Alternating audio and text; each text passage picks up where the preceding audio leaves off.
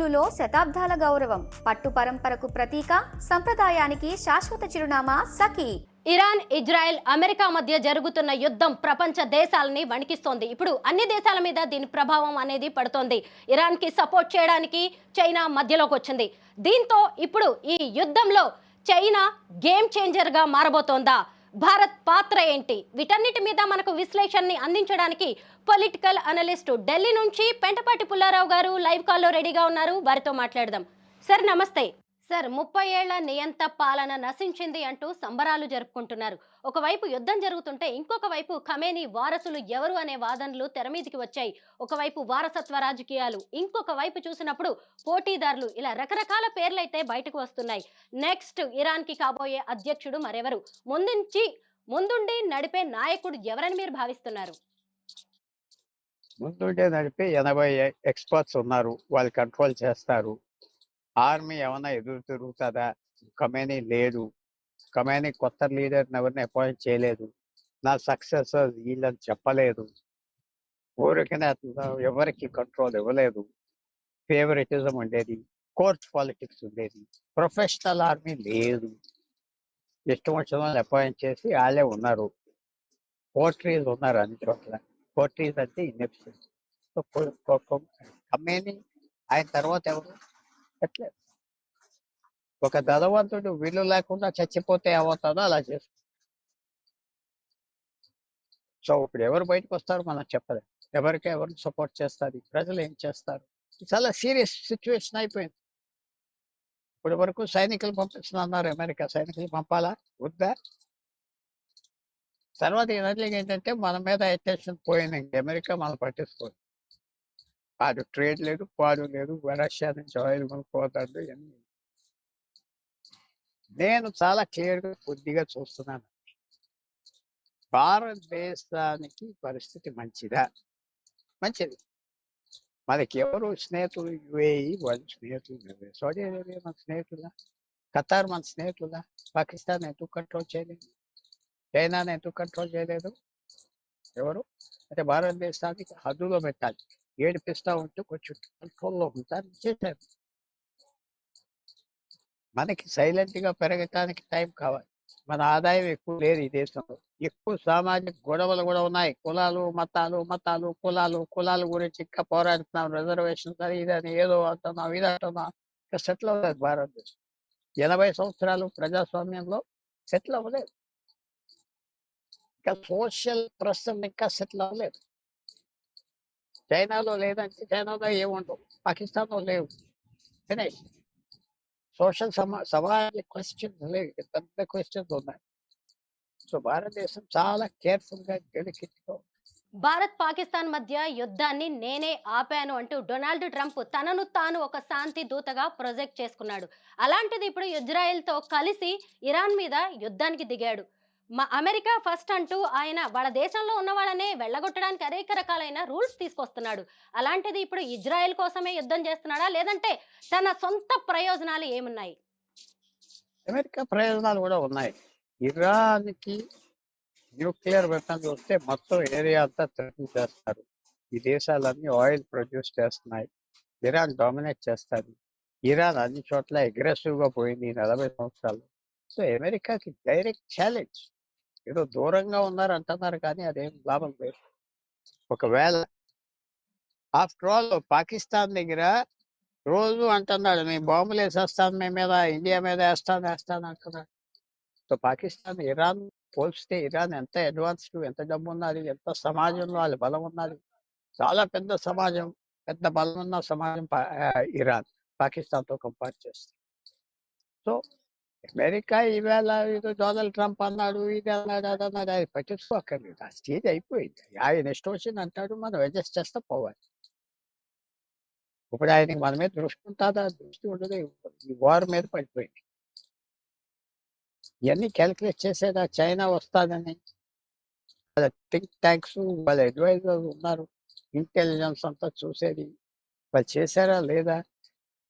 చేశారు అనుకుంటాను. ఇరాన్ తీయకపోతే కష్టమైపోతుంది.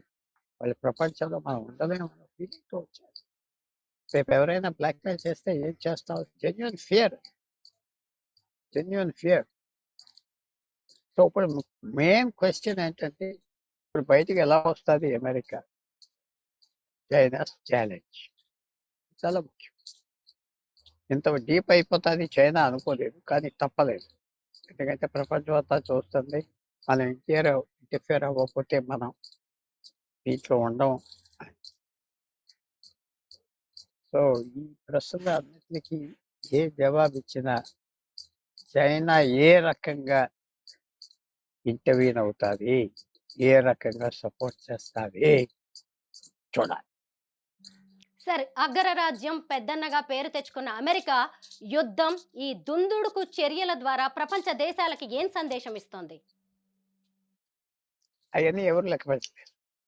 అమెరికా ఒకటే సూపర్ పవర్ అనుకున్నా, ఇప్పుడు చైనా సూపర్ పవర్ అవ్విందా? సూపర్ పవర్ అంటే యుద్ధం చేయడానికి రెడీగా ఉండాలి. ఇప్పటి వరకు చైనా రెడీగా లేదు. ఈసారి ఈవేళ ముహూర్తం పెట్టుకుని బయటకు వచ్చారు చంద్రగ్రహణం తర్వాత. సో అది కొత్త పవర్ ఫోర్స్ వచ్చేసి కొత్త సూపర్ పవర్ వచ్చిందా చైనా? సూపర్ పవర్ అంటే ఊరికనే డబ్బులు ఉన్నాయని కాదు, యుద్ధం చేయడానికి రెడీగా ఉంటుంది, రిస్క్ తీసుకోవాలి. ఆ రిస్క్ తీసుకుంటాను అని చైనా మెసేజ్ ఇచ్చింది కదా. సో ఇప్పుడు బ్యాలెన్స్ చూడాలి ఎలా జరుగుతుంది. అమెరికా యుద్ధం కనుక ఇరాన్ మీద ఆప్ చేస్తే అమెరికా జీరో అయిపోతుంది.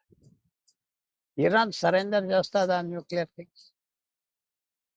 డొనాల్డ్ ట్రంప్ స్టేట్మెంట్స్ క్లియర్గా సాయంకాలానికి వస్తాయి. ఇంకా మధ్యరాత్రి కాబట్టి ఇంకా మనం చెప్పం. సో ఇది ఇంకా ప్రపంచం ఇంకా కన్ఫ్యూజన్లో పడిపోయి ఇంకా ప్రమాదంలో పడిపోయి అందరూ ప్రమాదంలో పడ్డాం. ఎవరు పడితే వాళ్ళు వాడతా అంటున్నారు న్యూక్లియర్ వెపన్. యుద్ధం ఆఫ్ చేసేవాళ్ళు లేరు. సో కన్క్లూడ్ చేయాలంటే ఈవేళ మనకి కనపడేది అరాచకం ప్రపంచం. ఇప్పుడు వరకు కనపడలేదు, కానీ గత 10 సంవత్సరాలు బట్టి ఈ అరాచకం ఉన్నది. ఇప్పుడు బయటపడింది. అరాచకం ఎవరికి మంచిది కాదు. ఇది ఎలా కంట్రోల్ చేస్తారు అమెరికా, యూరోప్? ఏమైనా మధ్యదారి తీసుకుంటున్నారా? యూరోప్ ఏమైనా ఇంటర్ఫియర్ అవ్వగలదా చైనాతో?